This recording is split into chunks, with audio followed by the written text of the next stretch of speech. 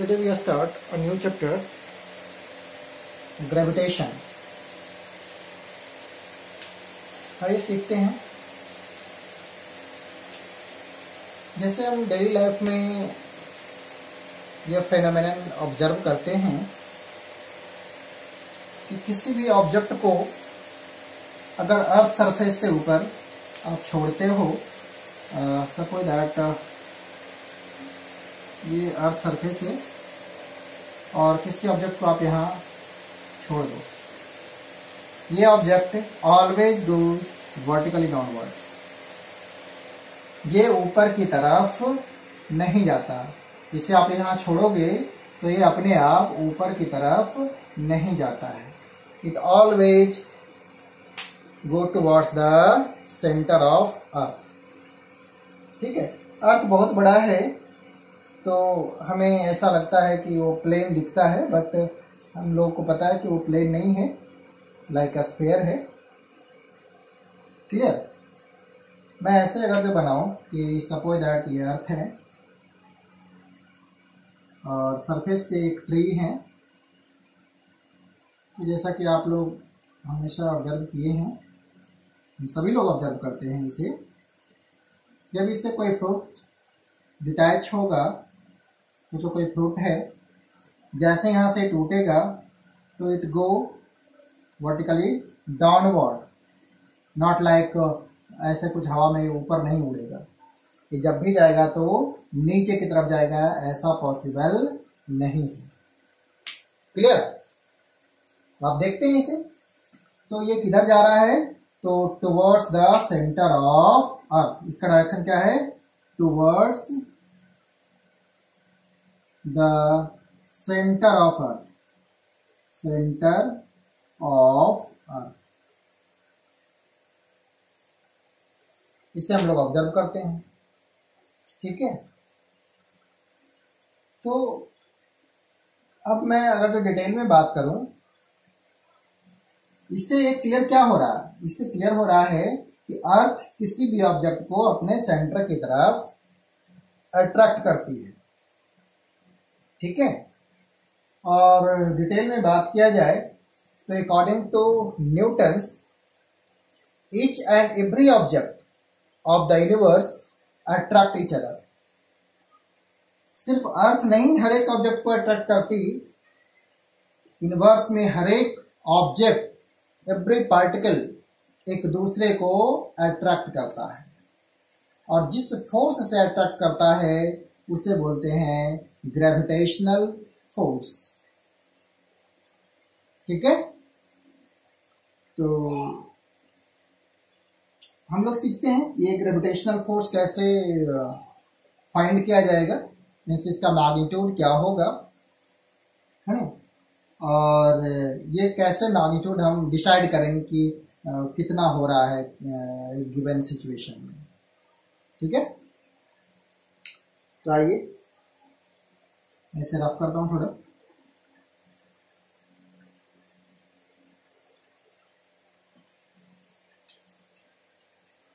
देखिए, ये अर्थ है,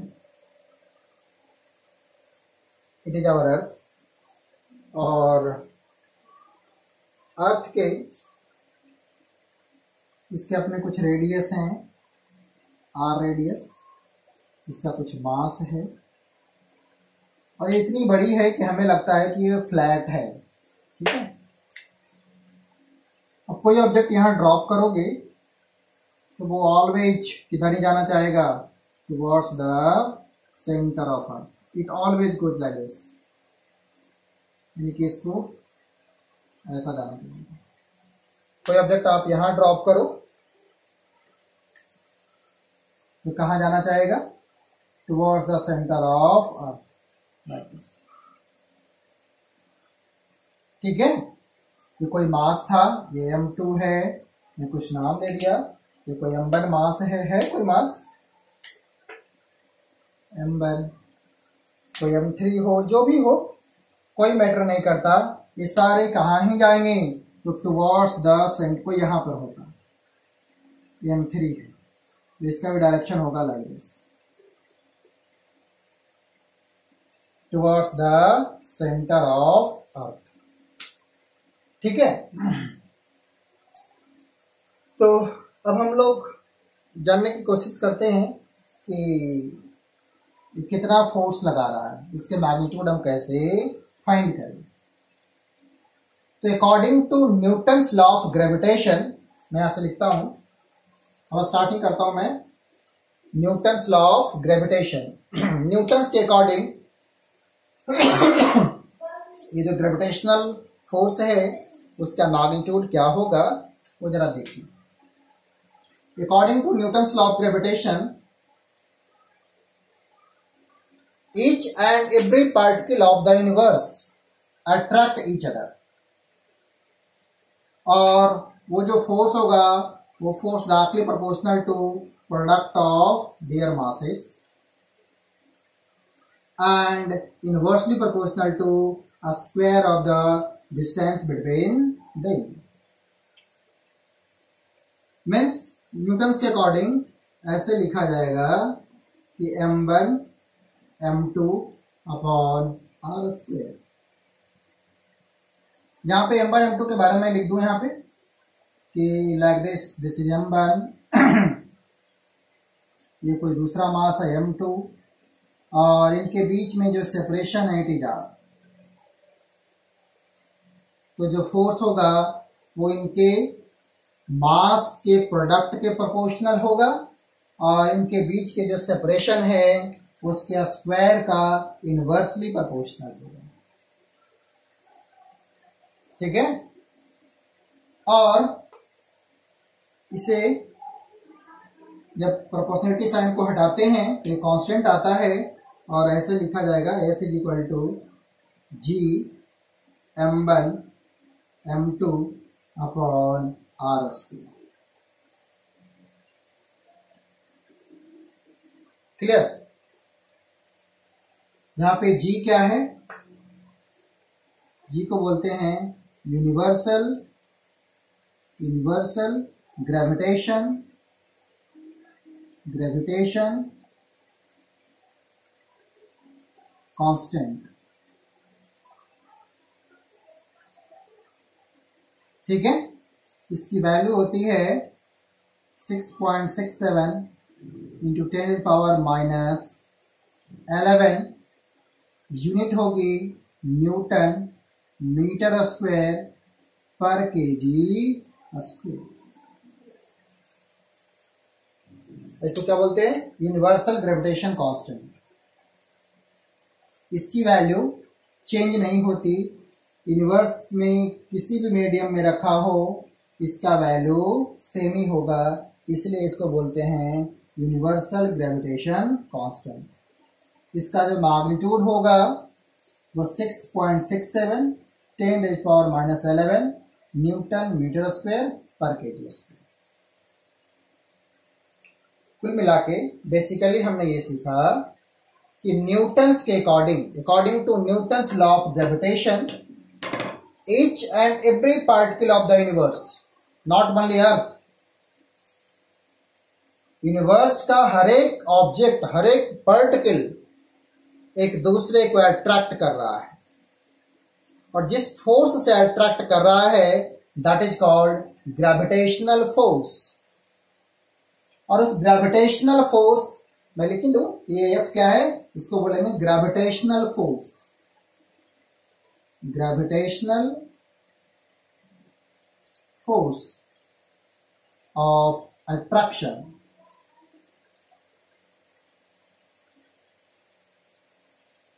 ग्रेविटेशनल फोर्स ऑफ अट्रैक्शन। ठीक है, और वो जो ग्रेविटेशनल फोर्स ऑफ अट्रैक्शन होगा वो न्यूटन्स के according proportional to product of their mass और inversely proportional to a square of the distance between them. Means ये ऑब्जेक्ट्स के बीच में सेपरेशन जितना ज्यादा होगा, जो फोर्स ऑफ अट्रैक्शन उतने कम होगी। इनके मास का प्रोडक्ट जितना ज्यादा होगा, फोर्स ऑफ अट्रैक्शन उतना ज्यादा होगा। क्लियर?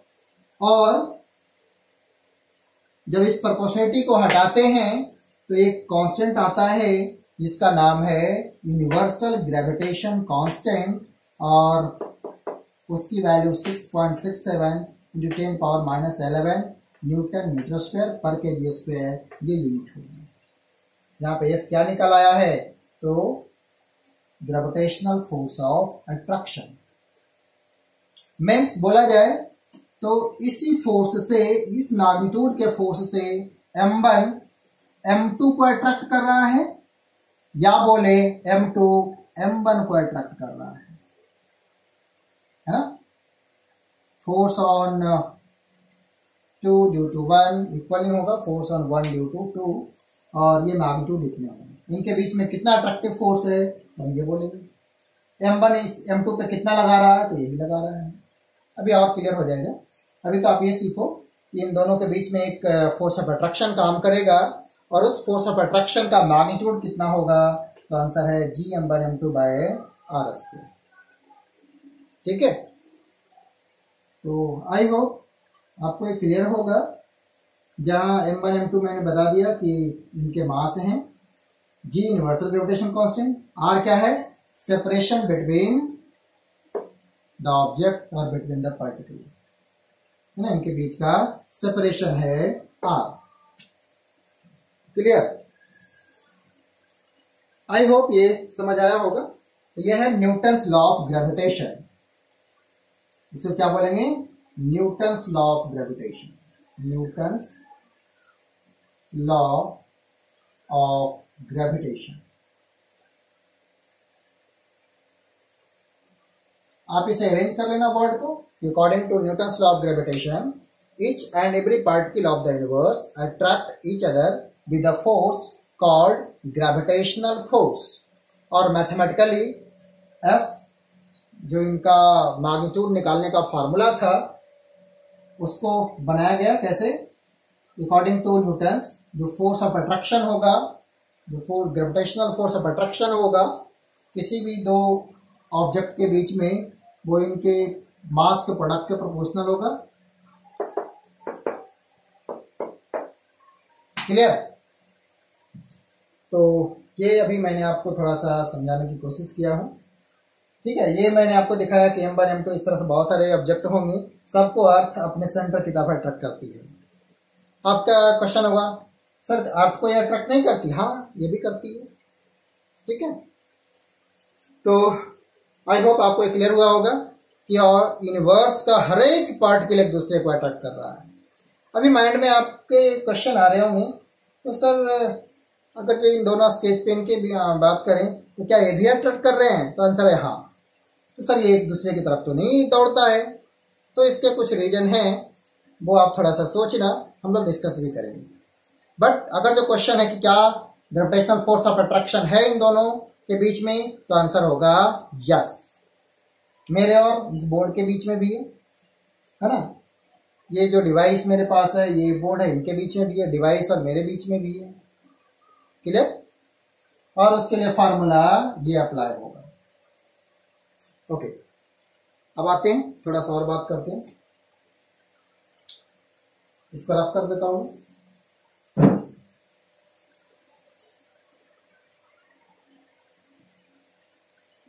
अब आइए एक एक करके हम लोग प्रॉपर्टी सीखते हैं। पहला, it is always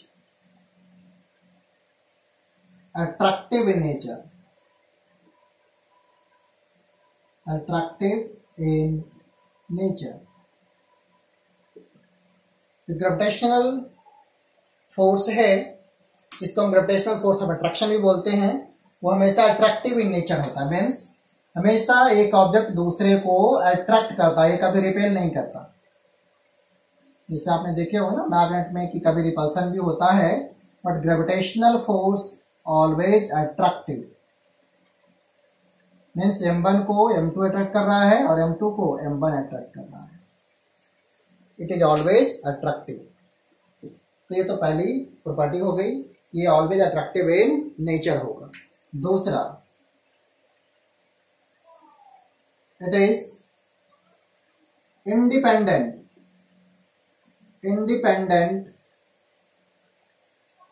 from medium.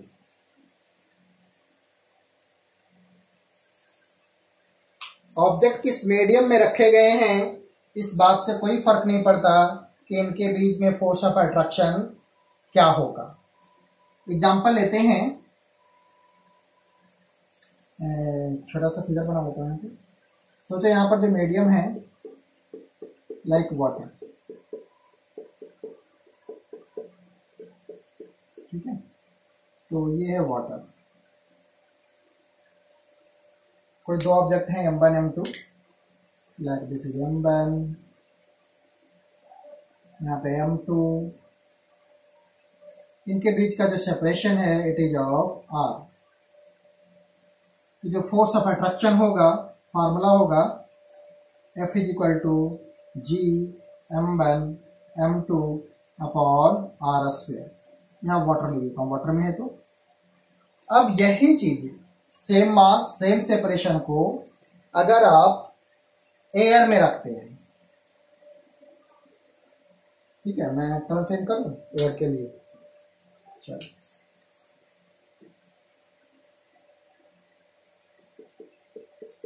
ये जो मीडियम है वो है एयर। एयर सेम मासेस में कोई चेंज नहीं किया गया है। कंपेयर कैसे करते हैं? कुछ पैरामीटर सेम रखेंगे तभी तो कंपेयर करेंगे। तो मासेस सेम ही है M1 M2, बट इनके बीच का सेपरेशन भी सेम है ना, ये भी चेंज नहीं हुआ। तो यहाँ पर फोर्स ऑफ अट्रैक्शन क्या होगा? तो F और एयर के लिए मैं एयर लिख दूँ G M1 M2 by R square. ये देखने से ही लग रहा है कि दोनों सेम होगा। क्यों? देखो ना, अगर M1 M2 में कोई चेंज नहीं है, R में कोई चेंज नहीं है, तो एक बचा क्या? G इस मीडियम पे डिपेंड नहीं करता। It is independent from medium. जो फोर्स ऑफ अट्रैक्शन है, जो ग्रेविटेशनल फोर्स ऑफ अट्रैक्शन है, वो मीडियम पे डिपेंड नहीं करता। क्यों नहीं करता? ये बहुत ही क्लियर हो गया। यहां से आप बोल सकते हैं कि जो F ऑफ वाटर होगा वही F ऑफ एयर होगा। जितना एयर में फोर्स ऑफ अट्रैक्शन होगा इन ऑब्जेक्ट्स के बीच में, उतना वाटर में होगा। मीन्स ये मीडियम पे डिपेंड नहीं करता है। ठीक है, तो ये दूसरी प्रॉपर्टी और हमें समझ में आ गया। तीसरा कि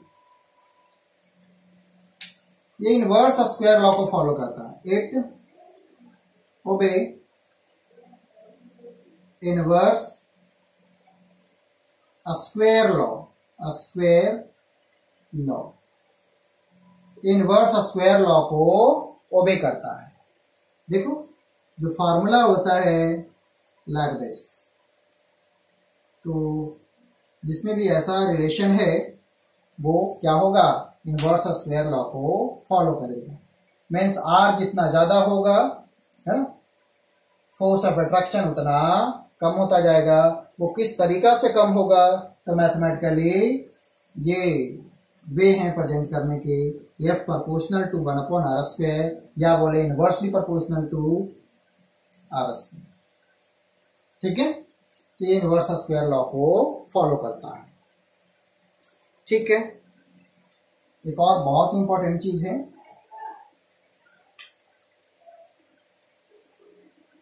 it is central force. It is central force.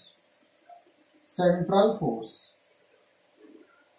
तो ये क्या होता है भाई? ये तो समझ नहीं आया, ये सेंट्रल फोर्स का क्या मीनिंग है? तो यहाँ मीनिंग है कि देखिए, अगर दो ऑब्जेक्ट हैं, मैं ऑब्जेक्ट 1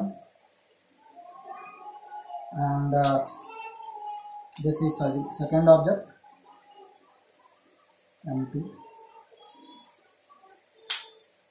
तो पहले तो जो अगर मैं बोलता हूँ, सिंपल सी बात है, इनके बीच में कुछ सेपरेशन में लिख रहा हूँ, इट इज R। तो M1 M2 को अट्रैक्ट कर रहा होगा, इनके बीच में जो फोर्स ऑफ अट्रैक्शन होगा वो देखना। वो फोर्स ऑफ अट्रैक्शन का फार्मूला तो हमें बहुत ही क्लियर हो गया कि F होगा G M1 M2 upon R square. But direction क्या होगा? तो आंसर है कि वो एक दूसरे के सेंटर से पास होंगे। मीन्स M1 M2 को अट्रैक्ट कर रहा है, तो ये इसके सेंटर से डायरेक्टेड होगा लाइक दिस, और M2 को M2 M1 को भी अट्रैक्ट कर रहा है, तो ये भी कुछ ऐसे अट्रैक्ट डायरेक्टेड होगा। पेन चेंज कर देता हूँ, ये ऐसे डायरेक्टेड।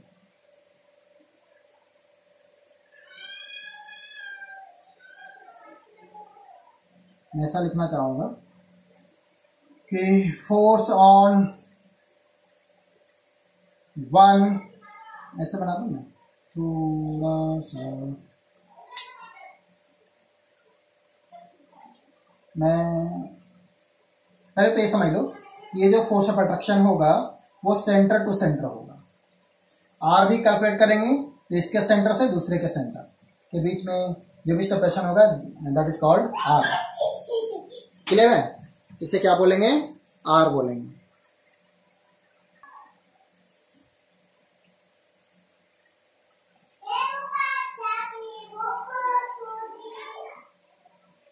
ठीक है, तो पहले तो आप ये समझ लो कि ये सेंटर टू सेंटर होगा।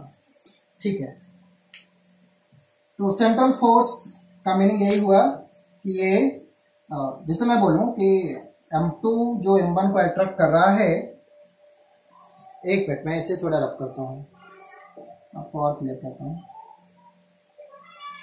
सेम ही चीज मैं बनाने जा रहा हूँ। ये M1 हो गया और इट इज M2। M1 को यह अटैच करेगा ऐसा,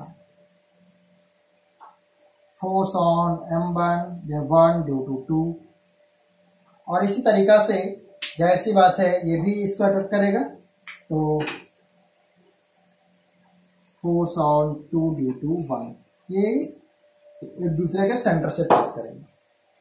ठीक है, इसलिए इसको बोलते हैं सेंट्रल फोर्स। ठीक है, चलिए ये क्लियर हो गया। जैसे मौके पूछा जाएगा ना कि इस पे जो अट्रैक्शन फोर्स लग रहा है उसका डायरेक्शन क्या होगा, तो आंसर होगा ये सेंटर से पास करेगा। ठीक है ना, ये सेंटर से पास करेगा। ठीक है, और चलो यहां से खाने का चलो जल्दी तो चुपचाप बैठो। क्लियर?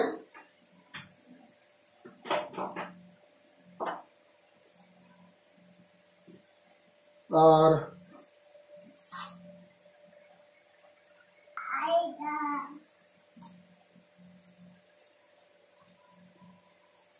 चलिए, तो ये मीनिंग हो गया सेंट्रल फोर्स का। ऐसा नहीं होगा कि ये जो फोर्स लगा रहे हैं इसके सेंटर से सेंटर पास करेंगे, ऐसा नहीं कि ये ऐसा चला जाएगा फोर्स, इस चीज को ध्यान रखना है। तो बोलता है ना कि ये जो है इसको अट्रैक्ट कर रहा है, तो किस डायरेक्शन में इस पे फोर्स लगा रहा होगा, क्या ऐसा लगा रहा होगा? तो आंसर नहीं। कोई बोलता है ऐसा बना दूं क्या, नहीं ये गलत है, ये सही है ना, सेंटर टू सेंटर, क्योंकि ये इसके सेंटर की तरफ नहीं है ना, इसलिए गलत है। अब समझ आई बात? ये दोनों के सेंटर से पास करने वाले होंगे, जो लाइन ऑफ एक्शन होगा वो सेंटर से पास करेगा। चलिए, आई होप आपको ये क्लियर हो गया है। अब नेक्स्ट देखते हैं।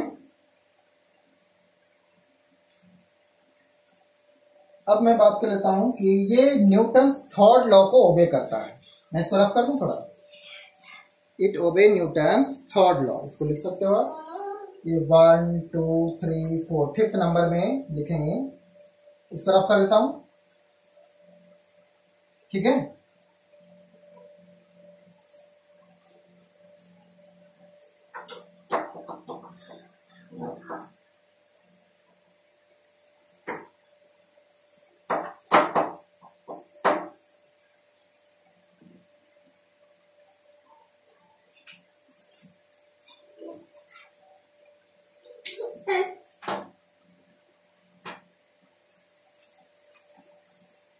it obey Newton's third law. ठीक है, ये न्यूटन थर्ड लॉ को ओबे करेगा। अब देखिए न्यूटन थर्ड लॉ क्या था, बताओ मुझे। मैं यहां बनाता हूं M1 M2, इनके बीच का सेपरेशन है R। मैं जानना चाहता हूं फोर्स ऑन 1 ड्यू टू 2 कितना होगा। G M1 M2 by R square. Direction force on 1 due to 2 क्या कर रहा है, तो M1 को अट्रैक्ट करेगा लाइक दिस। ये होगा force on 1 due to 2। Very good. अब मैं बात करता हूं फोर्स ऑन 2 ड्यू टू 1। तो M2 को भी force on 2 due to 1 G M2 M1 by R square. यहां 2 को 1 भी क्या कर रहा है, अट्रैक्ट कर रहा है। ठीक है, 2 को 1 भी अट्रैक्ट कर रहा है।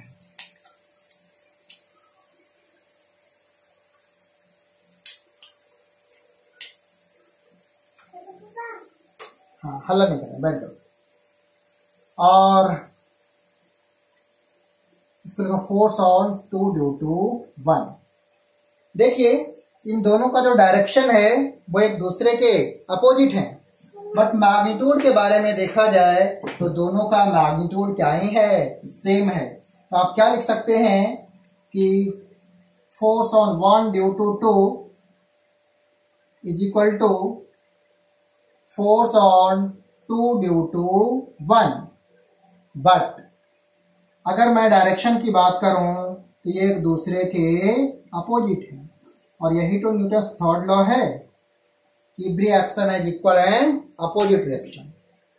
तो ये न्यूटन थर्ड लॉ को ओबे करता है। कैसे सर, आपने कैसे समझा दिया मुझे। देखो जो M1 M2 पे फोर्स लगा रहा है, इसको लिखेंगे फोर्स ऑन 2 ड्यू टू 1, उसका डायरेक्शन है towards M1, towards the centre of M1, और मैग्नीट्यूड है G M2 M1 by R square. इसी तरह से M2 जो M1 में फोर्स लगा रहा है, फोर्स ऑन 1 ड्यू टू 2 लिखने का तरीका है force on 1 due to 2, direction है टुवर्ड्स M2, और मैग्नीट्यूड देखा जाए तो ये दोनों मैग्नीट्यूड इक्वल हैं और डायरेक्शन अपोजिट है। न्यूटन थर्ड लॉ भी यही होता है कि जो मैग्नीट्यूड हो वो इक्वल हो और डायरेक्शन अपोजिट हो। ये तो बोलता है Newton third law, every action is equal and opposite reaction. अगर एक एक्शन है तो दूसरा रिएक्शन हो गया, और देखो ये इक्वल एंड अपोजिट है। तो हम बोल सकते हैं कि न्यूटन थर्ड लॉ को ओबे करता है। ठीक है, ओके। एक और नंबर आप देख लेना क्या नंबर जा रहा होगा, ये शायद फिर ये 6 नंबर हो जाएंगे कि ये कंजर्वेटिव फोर्स होता है। आपको बताया गया था चैप्टर 6 में अबाउट कंजर्वेटिव और नॉन कंजर्वेटिव फोर्स। तो जो ग्रेविटेशनल फोर्स ऑफ अट्रैक्शन है it is conservative force, conservative force, ये कंजर्वेटिव फोर्स होता है। ठीक है, ओके। तो आपको पता है कंजर्वेटिव फोर्स क्या होता है, वो उसमें एग्जांपल लिखाया था। तो ग्रेविटेशनल फोर्स भी क्या है, कंजर्वेटिव फोर्स है। मींस इसके अगेंस्ट अगर जो वर्क डन किया जाएगा तो पोटेंशियल एनर्जी होगी। ठीक है, पोटेंशियल एनर्जी के फॉर्म में जो आपका वर्क डन है वो स्टोर हो जाएगा। तो ये कंजर्वेटिव फोर्स है। कंजर्वेटिव फोर्स कौन सा है, ग्रेविटेशनल फोर्स। चलिए एक और चीज सीखते हैं। ये सबसे वीक फोर्स है, it is the weakest force in nature. ठीक है ना, बहुत ही वीक है फोर्स इन नेचर। ये नेचर में सबसे वीक फोर्स है। और भी बोल सकते हैं it is long range force, long range force. ये बहुत दूर से एक्ट करता है या बहुत दूर तक एक्ट करता है, बहुत ही वीक है बट ये लॉन्ग रेंज फोर्स है, बहुत दूर तक एक्ट करता है। ठीक है, और एक और लास्ट पढ़ लेते हैं हम लोग कि it obey principle of superposition. It obey principle of superposition.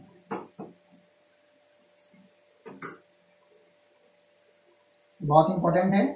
अब इस बात को समझने की कोशिश करते हैं कि प्रिंसिपल ऑफ सुपरपोजिशन क्या चीज होती है ना। ये आपको ध्यान रखना कि ये कंजर्वेटिव फोर्स है, ये सबसे वीक फोर्स है, ये लॉन्ग रेंज फोर्स है, और साथ साथ ये प्रिंसिपल ऑफ सुपरपोजिशन को ओबे करती है। तो मैं इसको अब समझाने की कोशिश करता हूं कि ये प्रिंसिपल ऑफ सुपरपोजिशन क्या है। ये तीनों तो आपको क्लियर हो गया होगा। आइए हम लोग टाइम लगाते हैं कि ये प्रिंसिपल ऑफ सुपरपोजिशन क्या है। मैं इसको रफ करता हूं।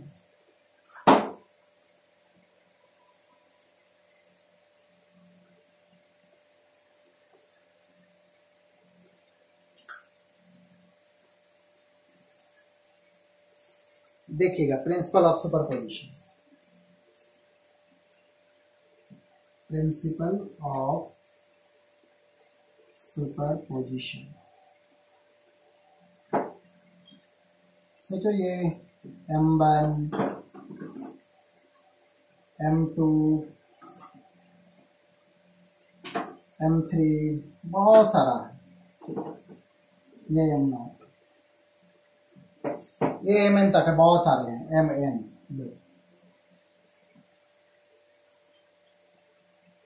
तो हमें अगर जो फाइंड करना है कि F0 पे नेट फोर्स कितना होगा, तो प्रिंसिपल ऑफ सुपरपोजिशन बोलता है कि देखो इस M0 को M1 भी अट्रैक्ट कर रहा है लाइक दिस, इस M0 को M2 भी अट्रैक्ट कर रहा है लाइक दिस, इस M0 को M3 भी अट्रैक्ट कर रहा है, इसे Mn भी अट्रैक्ट कर रहा है। तो नेट फोर्स ऑन जो M0 होगा वो vector sum of all the individual